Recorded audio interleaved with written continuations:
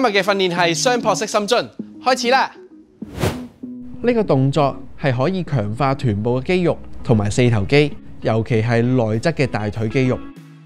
企喺度，腳尖微微外八，雙手拎住啞鈴，雙臂自然垂低，保持背部嘅挺直，嘗試慢慢蹲下，直至到大腿同地面平衡，膝頭哥唔好超過腳尖。喺最低點稍作停留後，返回開始位置，重複以上動作10次。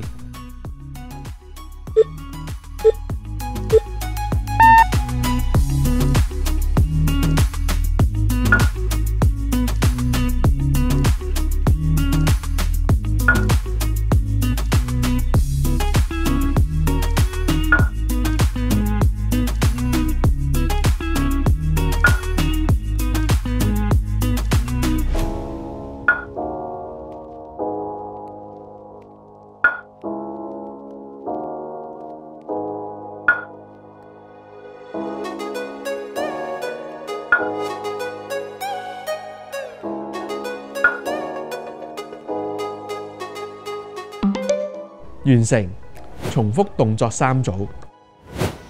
今次做得幾好，記住睇埋其他嘅片段，再 follow 我哋就可以獲得最新嘅資訊。